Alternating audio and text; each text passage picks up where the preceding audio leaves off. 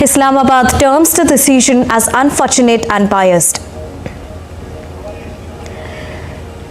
Republicans scrap government funding bill as Trump demands changes just before deadline. US Federal Reserve makes third consecutive rate cut despite inflation risk. Chief Powell says significantly closer to end of easing cycle. Dow plunges by more than 1,100 points. In India's western state Mumbai, 13 dead, 99 rescued after Navy boat collides with ferry off its coast. Prime Minister Narendra Modi announces 2 lakh rupees of ex gratia for the victims.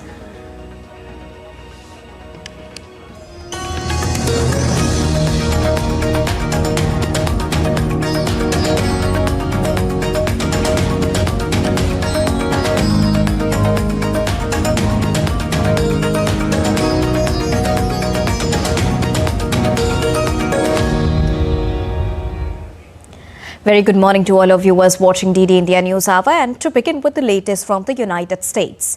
Now, the US has imposed new sanctions related to Pakistan's long-range ballistic missile program, including on the state-owned defense agency that oversees the program.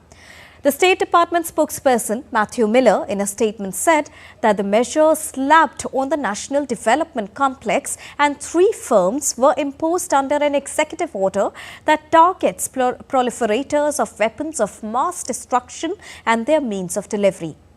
The sanctions are part of the ongoing US efforts to curb the spread of missile technology and prevent further escalation of the global proliferation threat.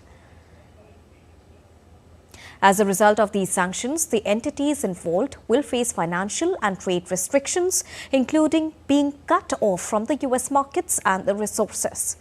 The US government has stated that these measures are necessary to address the growing risk associated with the development of long-range ballistic missiles in Pakistan.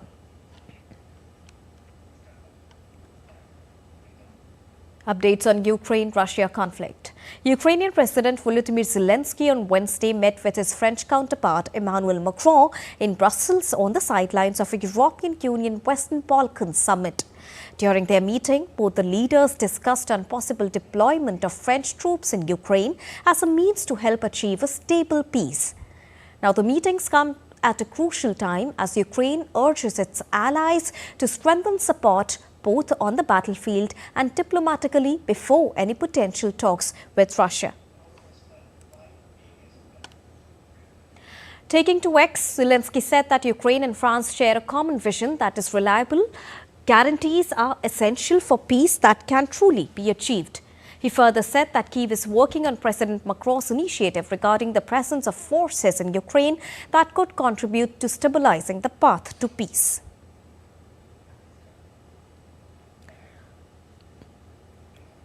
Now, Britain announced on Thursday that it would send an additional £225 million or $286 million of military equipments to Ukraine. The package includes £92 million for equipment to bolster Ukraine's navy, £68 million for air defense equipments, including radars, decoy land equipment and counter-drone electronic warfare systems. £26 million to provide support and spare parts for systems previously delivered to Ukraine, £39 million to provide more than 1,000 counter-drone electronic warfare systems and for joint procurement of respirators and equipments to enhance the protective capabilities of Ukraine's armed forces. Now, Britain also said that it would offer more military training to Ukraine.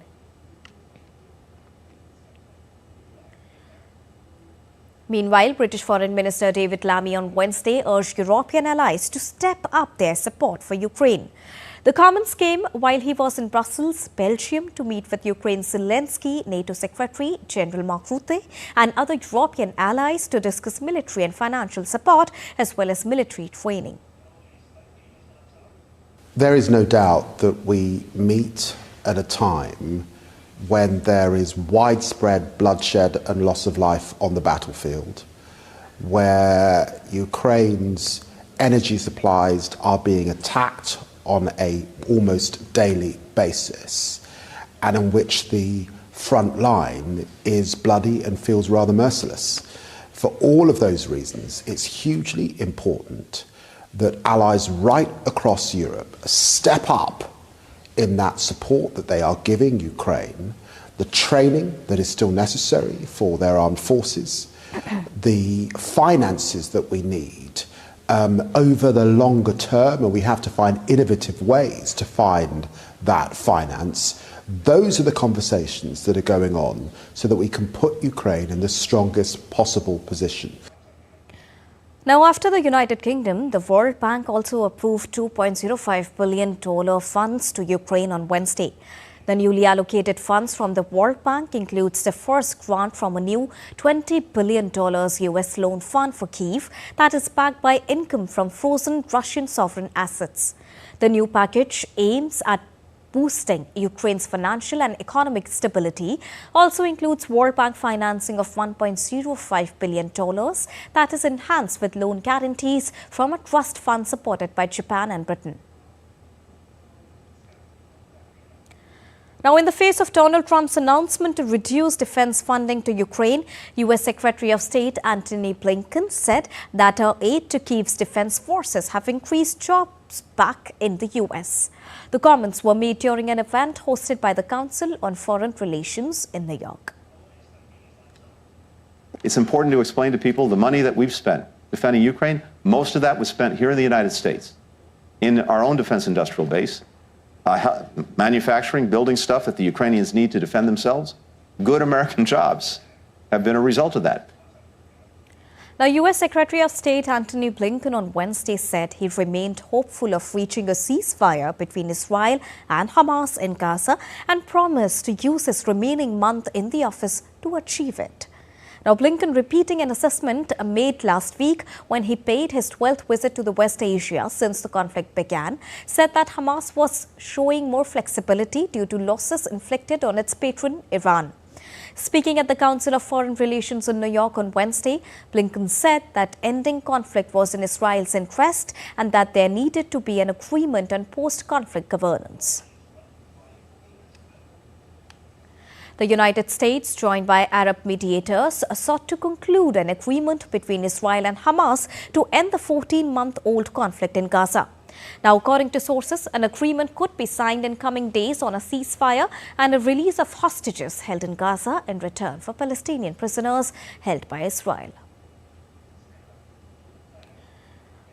Now, in latest updates from Syria, the UN envoy to Syria called on Wednesday for free and fair elections after the ouster of President Bashar al-Assad and expressed hope for a political solution for Kurdish-held areas.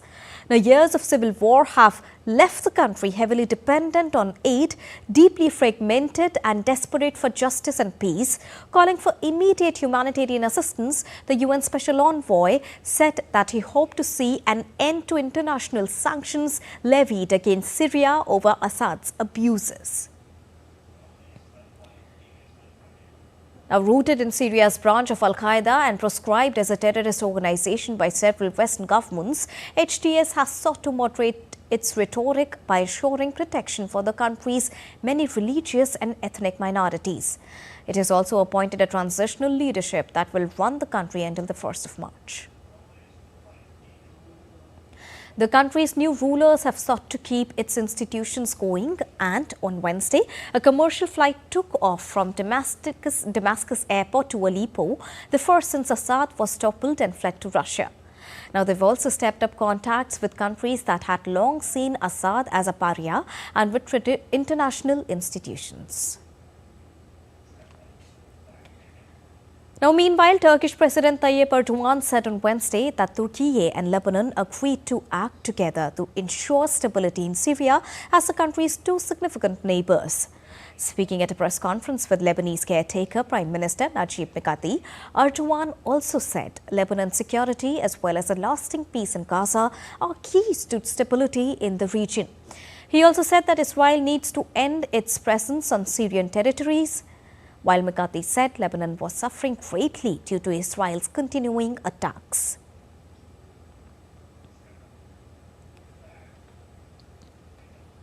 Germany may increase the size of its armed forces to 230,000, up from the current target of 203,000, as the NATO alliance looks to boost its strength after the Russia-Ukraine conflict. Now, Germany's armed forces currently has some 180,000 personnel in uniform, around 20,000 short of the current target, as it has been struggling for years to recruit people. NATO is set to agree new and more demanding targets for the number of allied forces and weapons in 2025, reflecting what the alliance sees as a deterioration of the security situation. Chancellor Olaf Scholz's government ramped up military spending, bringing its defense spending into line with NATO targets for the first time in decades. Budget rows toppled Scholz's three-party coalition last month, precipitating a snap election in February. Now, leaders of the European Union and Western Balkan countries posed for a group picture as they met for a summit in Brussels on Wednesday. The meeting served as an opportunity to pursue the new momentum for the strategic partnership between the European Union and the Western Balkans, including a reflection on how to deepen that partnership and move forward together towards a joint future in the European Union. Over dinner, the leaders also discussed the geopolitical context and challenges affecting both the regions.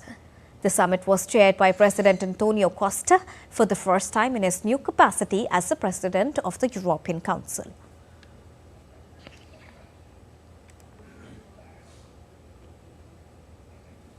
Time to take a short break, but still to come on DD India News Hour.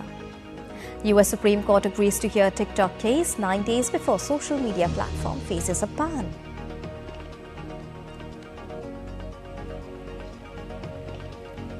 Cyclone Chido wreaks havoc across Mayotte, Mozambique and Malawi as rescue efforts continue. And world's oldest complete 10 Commandments tablet sell at a much higher price than expected at an NYC auction.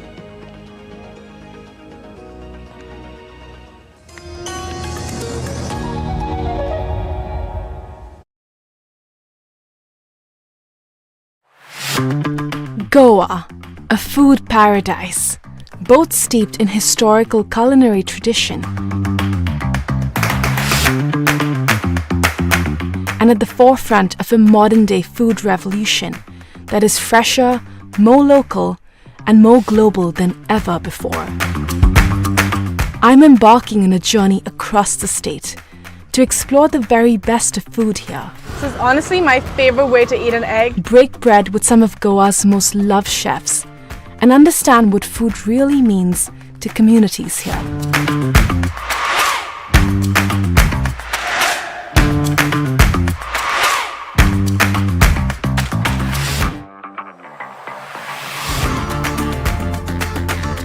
Watch Postcards from Goa on National Geographic.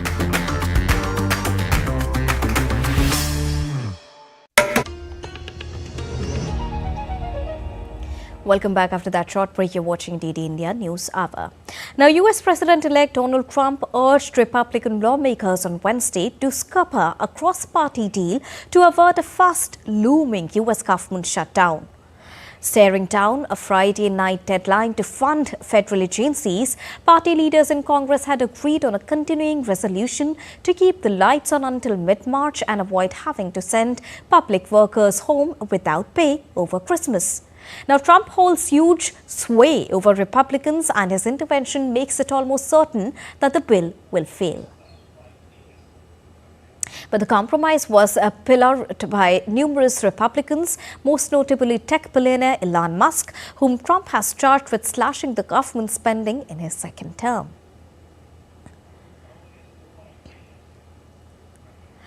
In a joint statement, Trump and Vice President-elect J.D. Vance suggested that concessions to Democrats were a betrayal of the country and they would be against any package that does not include an extension to the federal borrowings limit, which the country is on track to hit just as the Republicans take total control of Congress in the month of January.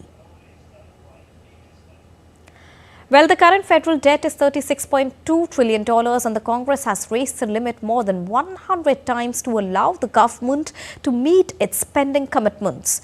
The next extension was not part of the shutdown negotiations and the demand took the lawmakers by surprise. The government departments and services from national parks to border control will begin shuttering Saturday unless an agreement is reached. And in the United States, Democrats currently control the Senate and Democratic President Joe Biden remains in power until Trump takes office, which is scheduled to take place on the 20th of January. The current bill would fund government agencies at current levels and provide $100 billion for disaster relief and $10 billion in farm aid. It also includes a wide range of unrelated provisions such as a pay raise for lawmakers and a crackdown on hidden hotel fees. Meanwhile, Democrats have said Trump's statement was a sign of chaos ahead, as many Republicans already object to additional spending and unrelated provisions that have been added to the package.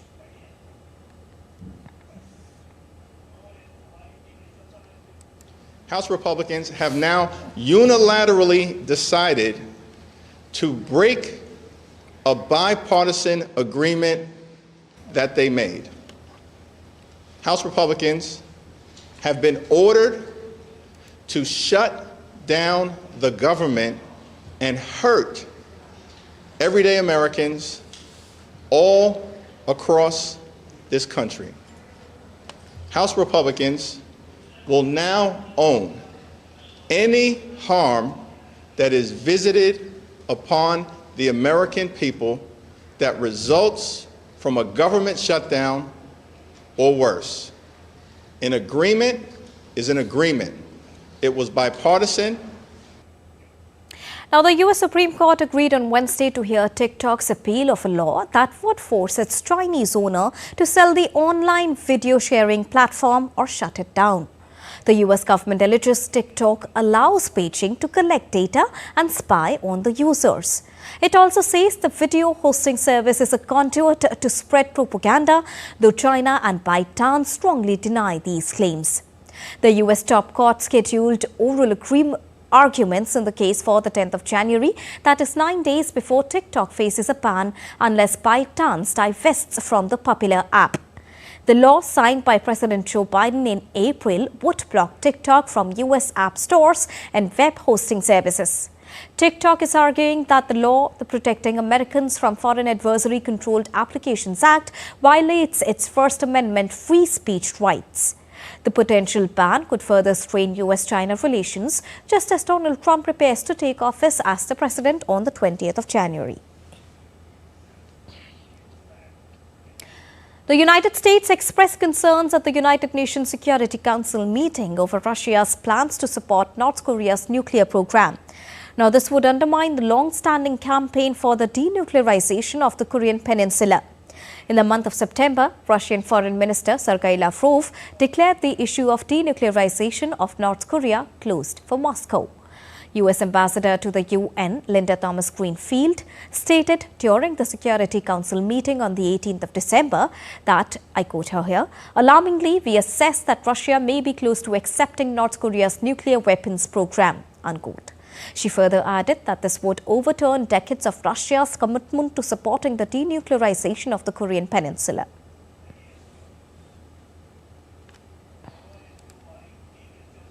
Alarmingly, we assess that Russia may be close to accepting North Korea's nuclear weapons program, reversing Moscow's decade-long commitment to denuclearize the Korean peninsula. We believe that Moscow will become more reluctant not only to criticize Pyongyang's development of nuclear weapons, but also further obstruct passage of sanctions or resolutions condemning North Korea's destabilizing behavior, as we've already seen. Now in Bangladesh, the High Court has acquitted former State Minister for Home Affairs Lufzoman Babar and 5 others who were sentenced to death in the 10-truck arms haul case in Chattogram. Now the court also commuted the death sentence of 6 convicts to 10 years of imprisonment in the case. Indian separatist outfit United Liberation Front of Assam chief Paresh Barua, another death row convict, had his sentence reduced to life imprisonment. The 10-truck arms haul case is believed to be the largest arms smuggling incident in the history of Bangladesh. Investigators believe that delivery was intended for the Ulfa. The case dates back to the 1st of April back in the year 2004 when 10 truckloads of arms were seized at the Chittagong Urea Fertilizer Limited jetty. On the 30th of January 2014, Chettogram Metropolitan Session Court sentenced 14 people to death under the Special Powers Act.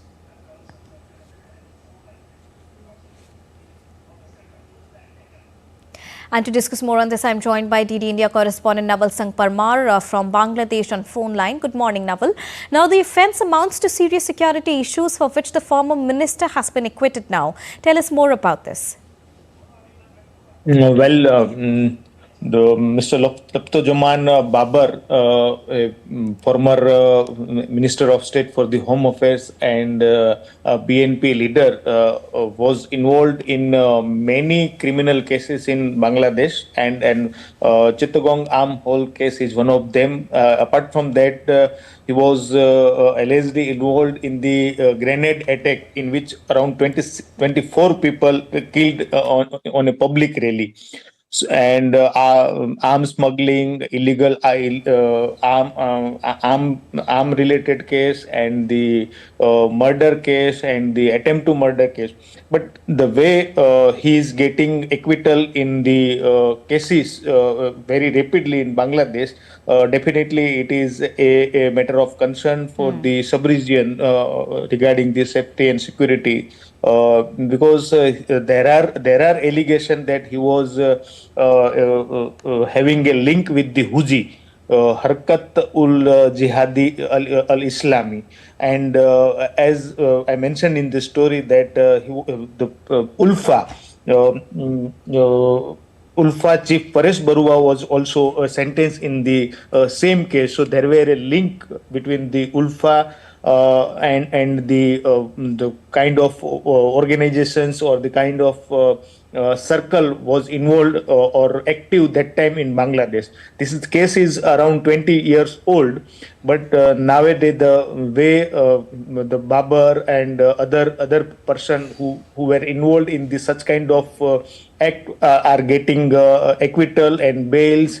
It is a really matter of serious concern for sub-region. When we talk about this judgment, can Babar still walk out of the jail considering the other case which is awaiting a hearing in the High Court for him? He got acquittal in Chittagong arm hole case, then grenade attack, and in one murder case also. But still there are illegal arm case is pending against him.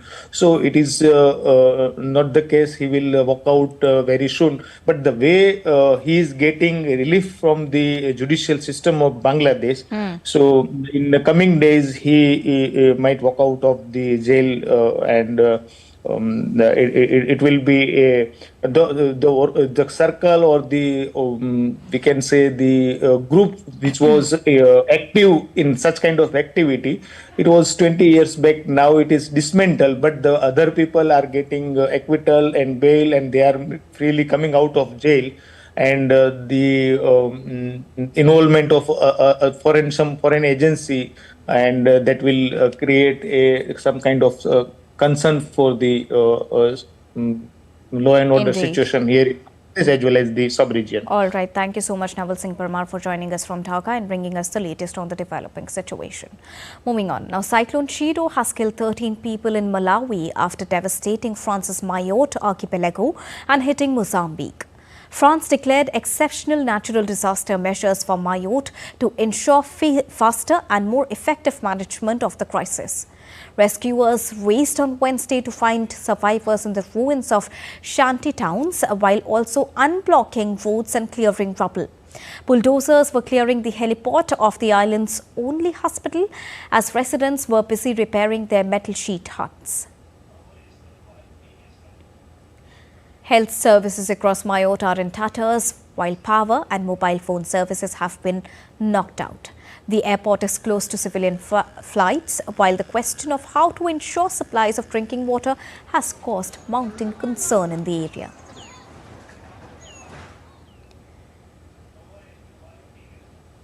French President Emmanuel Macron will be in Mayotte on Thursday, as located near Madagascar off the coast of southeastern Africa. Mayotte is France's poorest region. Cyclone Chido was the latest in a string of storms worldwide, fueled by climate change. And after hitting Mayotte, Cyclone Chido made landfall in Mozambique, claiming at least 45 lives, injuring 500 people and destroying more than 20,000 homes. Residents started picking up the pieces on Wednesday after their homes were destroyed in Storm Chido over the weekend. Aid agencies are assisting the survivors, often struggling with communications for their operation as power and connectivity cuts persist. According to Nicholas Wasuna, UNICEF Chief Field Officer, who's in Pemba, more than 90% of homes were damaged or destroyed in the cyclone. We have had an issue of power, of internet, and these are critical to support the response, especially in coordination and being able to really drive the response forward. But we've worked without it, and as you can see now, we're heading to the initial response. But you can see the devastation that Cyclone Chido created, especially for these very vulnerable families here. Now, music mogul Sean Diddy Combs appeared in a New York federal courtroom on Wednesday in a pre-trial hearing in his sex trafficking case. The rapper and producer pleaded not guilty on the 17th of September to charges that he used his business empire, including his record label Bad Boy Entertainment, to sexually abuse women. Prosecutors said the abuse included having women take part in recorded sexual performances called with male sex workers who were sometimes transported across state lines. Combs has denied wrongdoing, and his lawyers have said that sexual activity described by the prosecutors was consensual.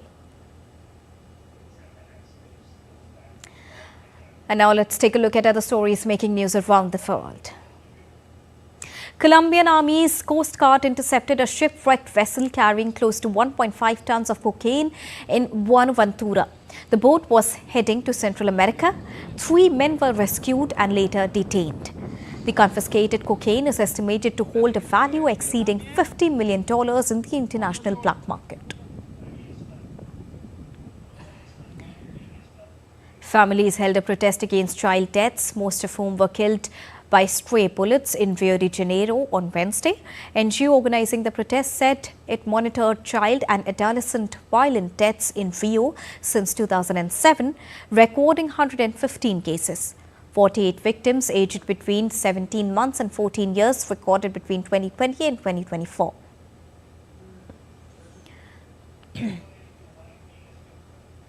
The world's oldest complete 10 Commandments tablet sold at an auction in New York City on Wednesday for $5.4 million. Now, this approximately 1,500-year-old tablet fetched more than expected, surpassing its pre-auction estimate of $1 million to $2 million US. It was unearthed in 1913 during railway excavations along the southern coast of Israel. NASA's return of astronauts to Earth has been further delayed. What should have been an 8-day stay on the International Space Station to now more than 9 months. Ms. Williams and Butch Wilmore has travelled to the ISS in June for the test mission, but their return was extended by 8 months to February after the Boeing Starliner capsule they arrived on was deemed unfit to return them back to Earth. Now, Kyiv Zoo has received food donations from Germany and Austria to help keep their animals alive through the winter months and during blackouts, as the country is fighting with Russia. German and Austrian zoos donated a total of 18 tons of specialized dried foods for animals a week before Christmas. Now, Kyiv Zoo officials said many of the animals died rely particularly on this particular dry food. Ukrainian enterprises producing dry food were either destroyed by conflict or are located in areas where fighting is ongoing.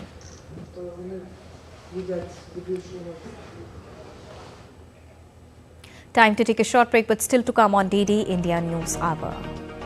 India and China hold positive discussions on border issues. UN chief welcomes it, saying settling international disputes through bilateral efforts should be saluted. Up next, we'll get you latest updates and what to expect from the second last day of the ongoing Parliament's winter session in India. We'll also get you the latest update on repatriation of 28 Indian fishermen from Bahrain.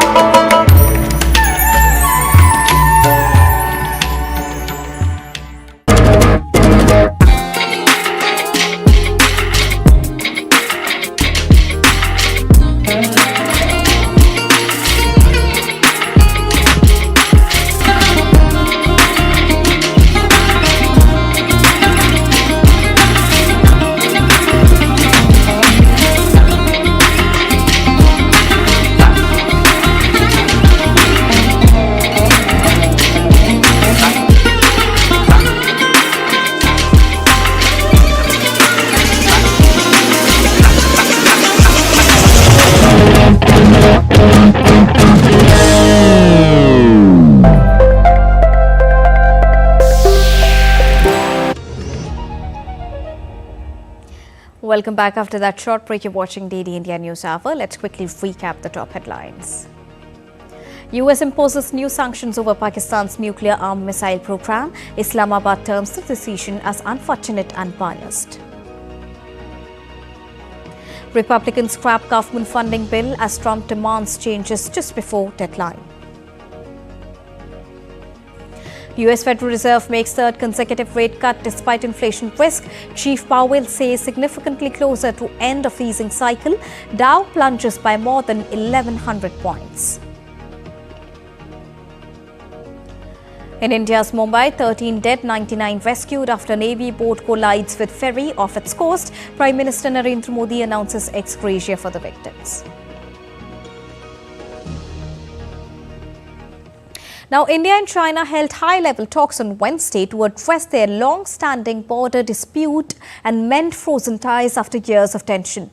In a rare meeting in Beijing on the 18th of December, special representatives from both the nations, India's National Security Advisor Ajit Doval and China's Foreign Minister Wang Yi, turned a new page in their strained relationship. The discussions hovered around potential consequences for regional stability and global diplomacy. Now, this was the 23rd meeting of special representatives of both the sides. The special representatives met in accordance with the decisions taken during the recent meeting between Prime Minister Narendra Modi and President Xi Jinping in Kazan. The special representatives, or the SRs, reiterated the importance of maintaining a political perspective of the overall bilateral relationship while seeking a fair, reasonable and mutually acceptable framework for settlement of the boundary question and resolve to inject more vitality into this process. Now, this was the first meeting of the SRs, or the special representatives, since frictions had emerged in the western sector of the India-China border areas in the year 2020. The representatives positively affirmed the implementation of the latest disengagement agreement in the month of October in the current year, resulting in patrolling and grazing in relevant areas. Both the special representatives underlined the importance of maintaining peace and tranquility in the border areas to promote overall development of the India-China bilateral relationship. They further emphasized the need to ensure peaceful conditions on the ground so that issues on the border do not hold back the normal development of bilateral relations. Drawing on the learnings from the events of 2020, they discussed various measures to maintain peace and tranquility on the border and advance effective border management. They further decided to coordinate and guide relevant diplomatic and military mechanisms towards this purpose. The special representatives also exchanged views on bilateral, regional and global issues of mutual interest. They further provided positive directions for cross-border cooperation and exchanges, including resumption of the Kailash Mansarovar Yatra, data sharing on trans-border affairs and border trade. They further agreed on the salience of stable, predictable and amicable India-China relations for regional and global peace and prosperity. NSA invited Wang Yi to visit India at a mutually convenient date to hold the next round of special representatives meeting.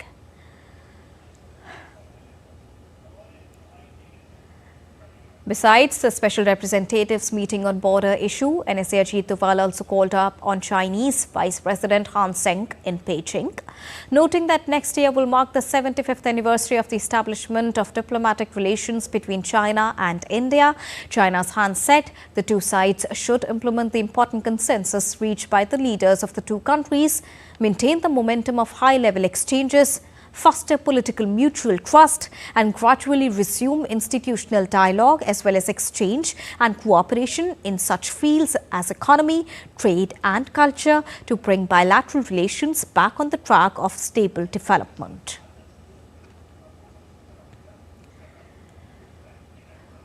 Now, UN Secretary General Antonio Guterres has welcomed the latest agreement between India and China to improve the relationship between them and take positive steps on the border issues.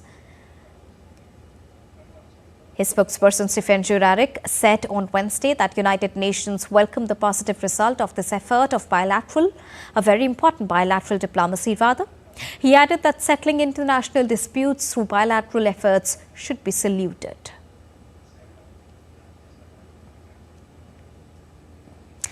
And to discuss more on this, I'm joined by DD India correspondent Jessica Taneja. Good morning, Jessica. What are the key takeaways from the latest meeting between India and Chinese officials?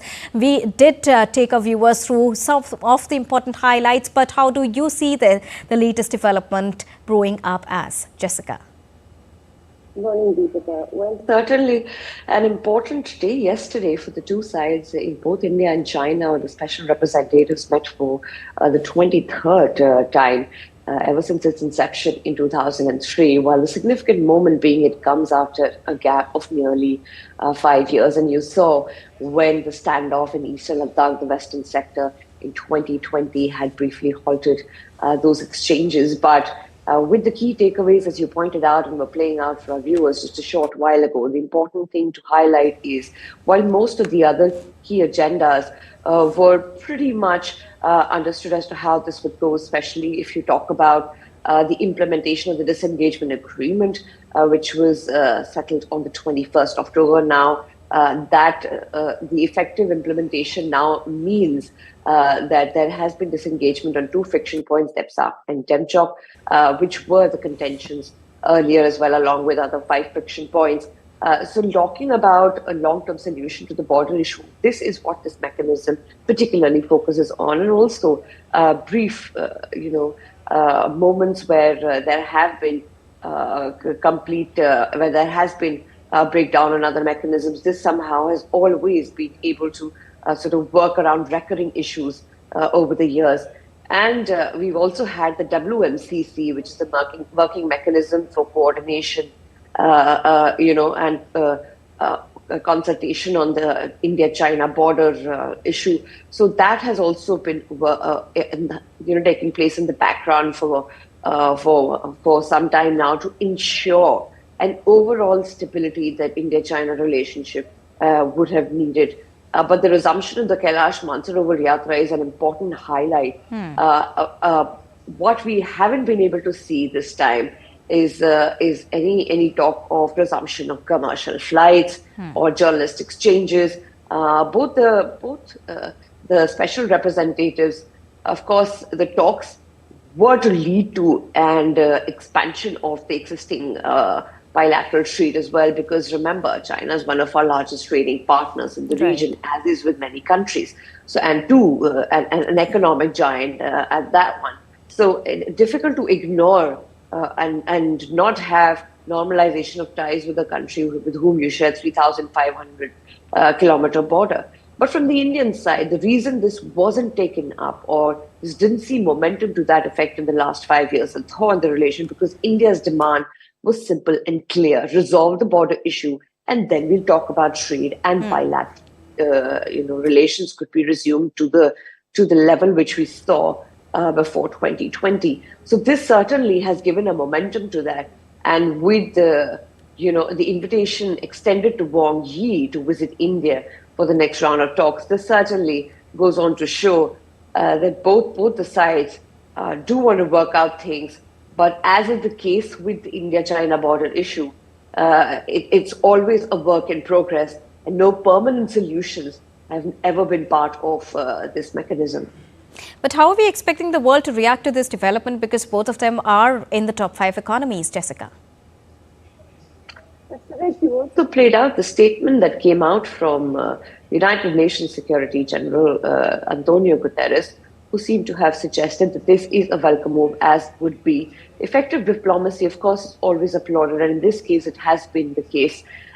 For the last 5 years, there have been various mechanisms that were put in place. In fact, since 2013, when we saw the first point of friction between the two, there have been mechanisms that constantly sort of try to hold the relationship together. Now, no matter what differences at the border continue, trade has always, been constant between the two countries, and not just, talking in the 2000s. We're talking about for many years now.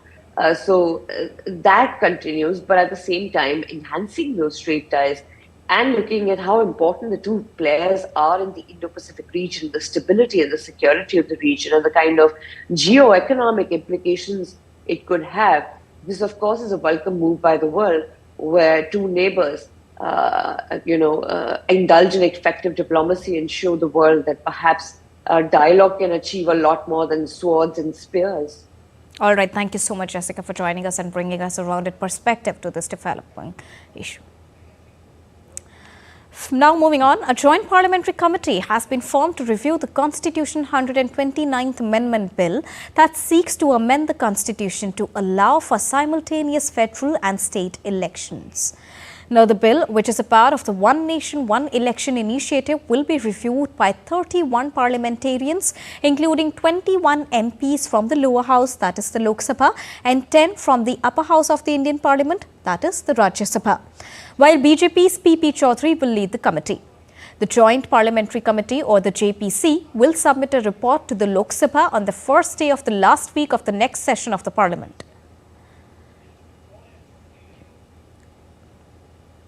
Now, One Nation, One Election aims at reducing costs and improving governance. The timeline for implementing the bill suggests that the appointed date will follow the next Lok Sabha elections in 2029, with simultaneous elections scheduled to begin in 2034. From this point, the Lok Sabha's tenure will be fixed at 5 years, and state assemblies elected thereafter will have their terms and concurrently with the Lok Sabha's term.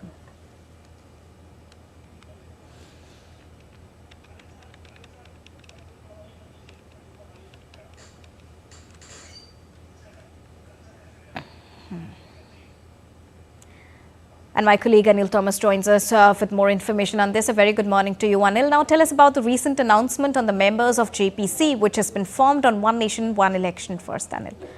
Well, good morning, Deepika. Very much on expected lines. PP Chaudhary from the BJP going to head the panel, and BJP, since it's the largest party in the Lok Sabha, in the 21 members in Lok Sabha that have been shortlisted, almost 10 from the BJP, 3 from the Congress. You've got other political representatives from the NCP, Shiv Sena, Telugu Desam Party, Jan Sena Party, DMK, all getting their representatives in this particular panel. So almost 21 members there, but BJP taking 10 members in that list. And if you see something unique about this, all former Union and ministers making the cut. Anurag Singh Thakur is there. You've got Manish Tiwari from the Congress in that panel, all making the cut. And this particular JPC will be initiated today for moving this the proposal will be moved today for this member list. 10 members from the Rajya Sabha will be also part of this panel. So altogether you will have 31 members in this JPC that will be formed. But what will be interesting is that from the Rajya Sabha too, there will be 4 members from the BJP who will be joining this particular JPC. This JPC will have a timeline when they need to make the the first draft of the report that they put together. That has been set for the next budget session, the last week, the first day of it, which means the entire budget session, the last week of which, the first day, the first Monday, you'll have to present this particular report. So all in all, a great move there. The government there using this opportunity to get this going and trying to show the merits to the opposition, while the opposition all geared up to look at the demerits of it. But one needs to understand that this particular bill has merits, as important merits, which could help the economy, but the opposition needs to make sense of it, and that's what this JPC looks to arrive at. Now, talking about winter session and today, what are the expectations from today's proceedings, because today is the second last day of this winter session?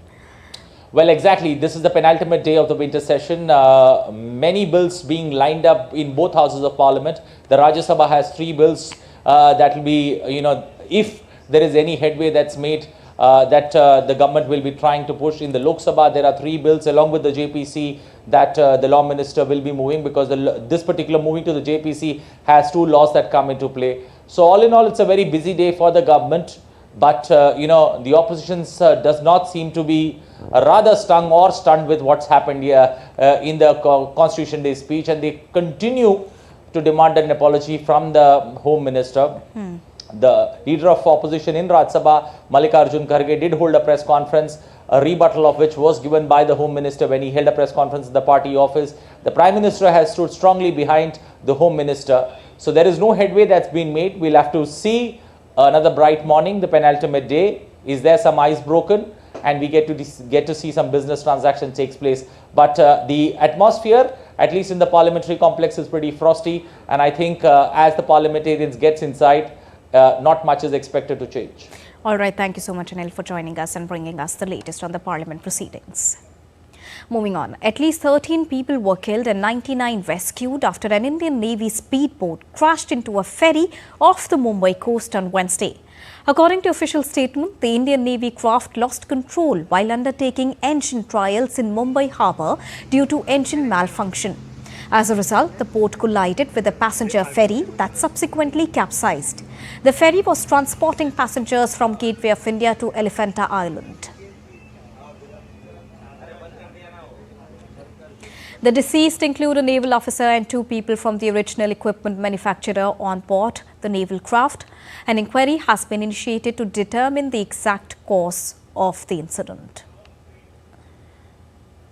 Prime Minister Narendra Modi expressed grief over the mishap. In a tweet, he said, and I quote, "Condolences to the bereaved families. I pray that the injured recover soon. Those affected are being assisted by the authorities. An ex gratia of 2 lakh rupees from PMNRF for the next of kin of each deceased in the boat mishap in Mumbai. The injured would be given 50,000 rupees, unquote. Defence Minister Rajnath Singh too expressed condolences, saying, and I quote him here, "Deeply saddened by the loss of precious lives in the collision between passenger ferry and Indian Navy craft in Mumbai harbour. Injured personnel, including naval personnel and civilians from both the vessels, are receiving urgent medical care," unquote. You're watching DD India News Hour, and now it's time to take a look at other stories making news around the country. A gunfight broke out between terrorists and security forces in the Kater area of Kulgam district in central Kashmir on Thursday morning. The encounter began after a joint team of security forces, including the police, launched a cordon and search operation in the area based on specific intelligence inputs. As the forces moved towards the suspected hideout, terrorists opened fire, prompting retaliation from the security personnel. Intermittent exchange of the fire was ongoing when the last reports came in. 28 Indian fishermen from Tamil Nadu's Tirunelveli district have returned home following successful diplomatic efforts that led to their early release from detention in Bahrain. The fishermen who were arrested in September had their 6-month sentence reduced to 3 months following a swift legal appeal. Throughout their detention, the Indian Embassy in Bahrain provided comprehensive support, including consular assistance and basic necessities, while facilitating communication between the fishermen and their families. An Indian Navy warship, INS Nirdeshak, was commissioned at the Naval Dockyard in Visakhapatnam on Wednesday. The ship boasts of over 80% indigenous content, reaffirming India's expertise in ship design and construction and Indian Navy's trust in self-reliance. The 110-meter-long vessel, with a displacement of approximately 3,800 tons, is powered by 2 diesel engines and is equipped with state-of-the-art hydrographic and oceanographic survey equipment.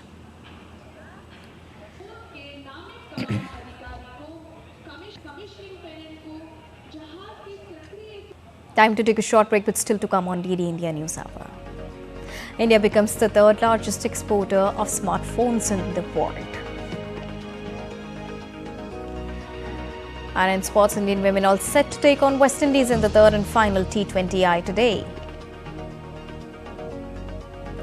2025 new medals arrive in Times Square for New Year's Eve celebrations.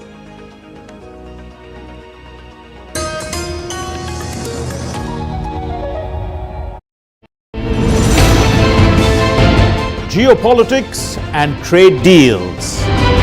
Economic challenges amid development. Hard work and the path to prosperity. It's the economy always. Between walkers, money is what money does and says. Supply creates its own demand. Between the bulls pulls and bears tears. When supply chains globalization and India rises to the podium. We'll get you centered with the economic brief at 8 p.m. every Thursday on DD India.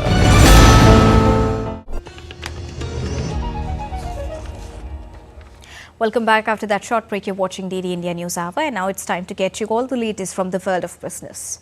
Now, the US Central Bank has cut interest rates by 25 basis points for a 3rd time, despite concerns that the move will deliver a boost to the economy that risks inflation. The Fed cut rates by 25 basis points to the 4.25% to 4.5% range, and its summary of economic projections indicated it will make rate cuts totaling a 0.5 percentage point by the end of 2025.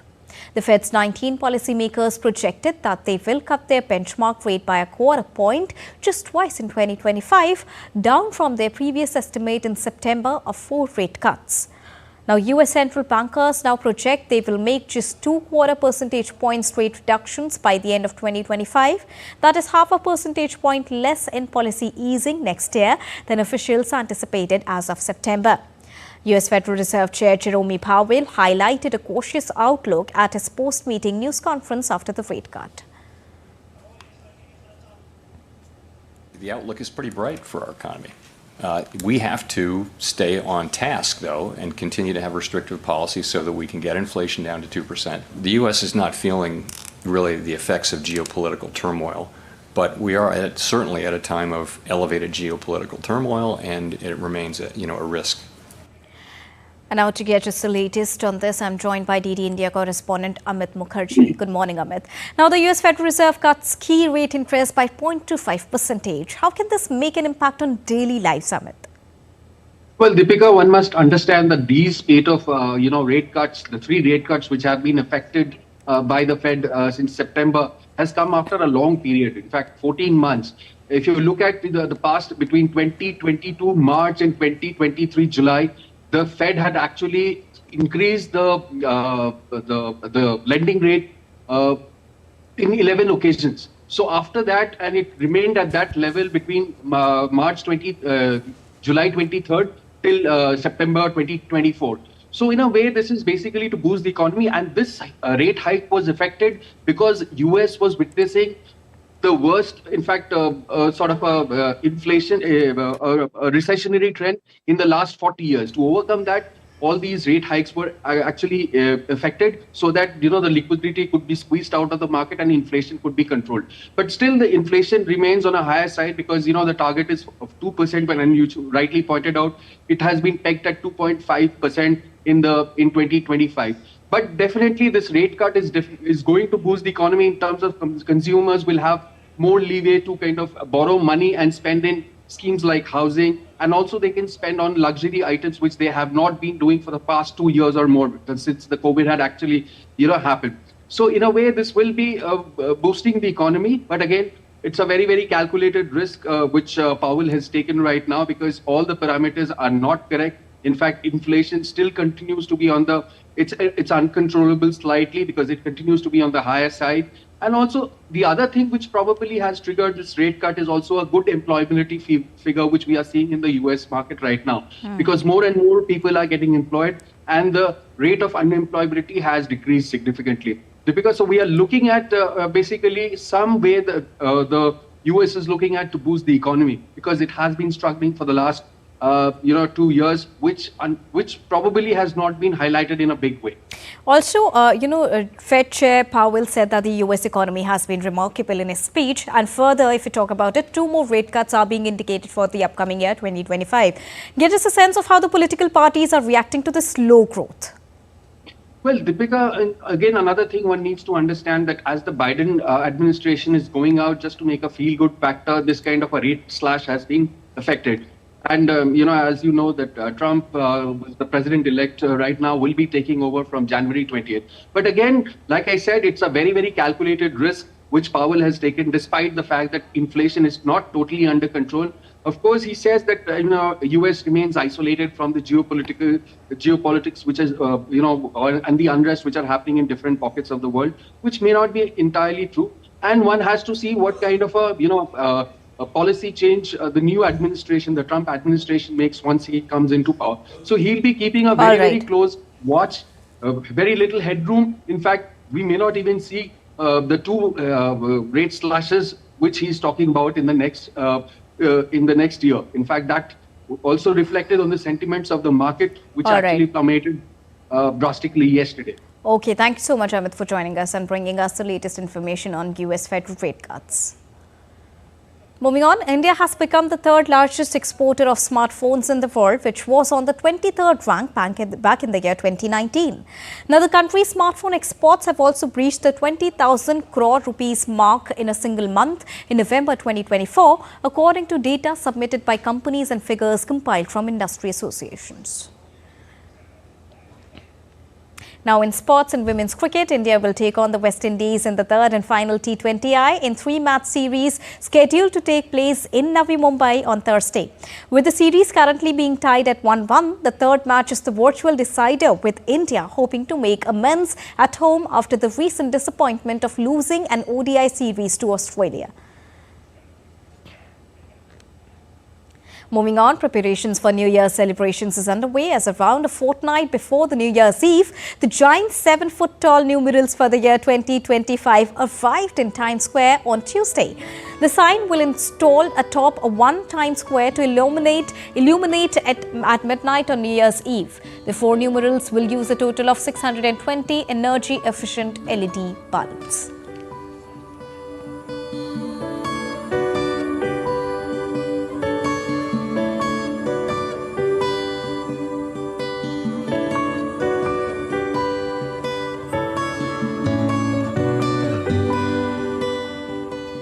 And before we wind up this edition, India's public service broadcaster Prasar Bharati has recently launched Waves, entering the field of OTT.